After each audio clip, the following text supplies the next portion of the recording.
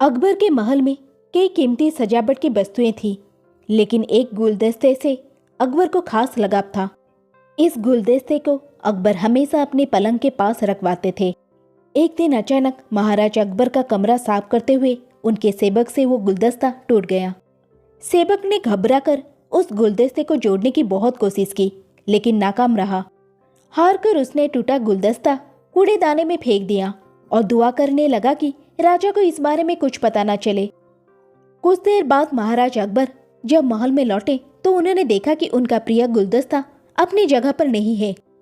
राजा ने सेवक से उस गुलदस्ते के बारे में पूछा तो सेवक डर के मारे कांपने लगा।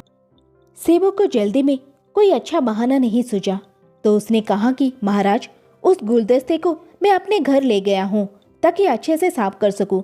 ये सुनते ही अकबर बोले, मुझे तुरंत वो गुलदस्ता लाकर दो। अब सेवक के पास बचने का कोई रास्ता नहीं था। सेवक ने महाराज अकबर को सच बता दिया कि वो गुलदस्ता टूट चुका है। ये सुनकर राजा आग बबूला हो गए। क्रोध में राजा ने उस सेवक को फांसी की सजा सुना दी। राजा ने कहा, झूठ में बर्दाश्त नहीं करता हूँ। जब गुलदस्ता टूट ही गया था तो झूठ बोलने की क्या जरूरत थी। अगले दिन इस घटना के बारे में जब सभा में जिक्र हुआ तो बीरबल ने इस बात का विरोध किया। बीरबल बोले कि झूठ हर व्यक्ति कभी न कभी बोलता ही है। किसी के झूठ बोलने से अगर कुछ बुरा या गलत नहीं होता तो झूठ बोलना गलत नहीं है। बीरबल के मुंह से ऐसे शब्द सुनकर अकबर उसी समय बीरबल पर भड़क गए। उन्होंने सभा में लोगों से पूछा कि कोई ऐसा है यहाँ जिसने झूठ बोला हो। सब ने राजा को कहा कि नहीं, वो झूठ नहीं बोलते। ये बात सुनते ही राजा ने बीरबल को राज्य से निकाल दिया।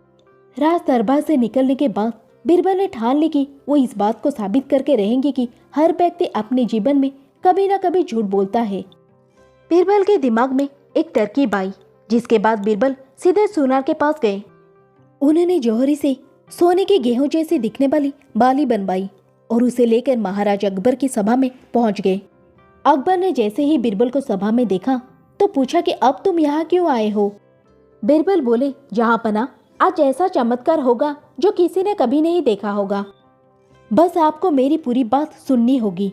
राजा अकबर और सभी सभापतियों की जिज्ञासा बढ़ गई और राजा ने बीरबल को अपनी बात कहने को अनुमति दे दी।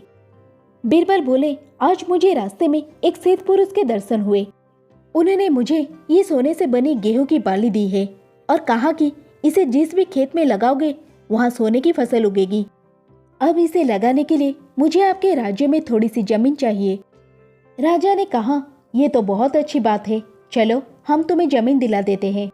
अब बीरबल कहने लगा कि मैं चाहता हूँ कि पूरा राज दरबार ये चमत्कार देखे। बीरबल की बात मानते हुए पूरा राज दरबार खेत की ओर चल पड़ा। खेत में पहुंचकर बीरबल ने कहा कि इस सोने से बनी गेहूं की बाली से फसल तभी उगेगी जब इसे ऐसे व्यक्ति लगाए जिसने जीवन में कभी झूठ ना बोला हो। बीरबल की बात सुनकर सभी राज दरबारी खामोश हो गए और कोई भी गेहूं की बाली लगाने के लिए तैयार नहीं हुआ।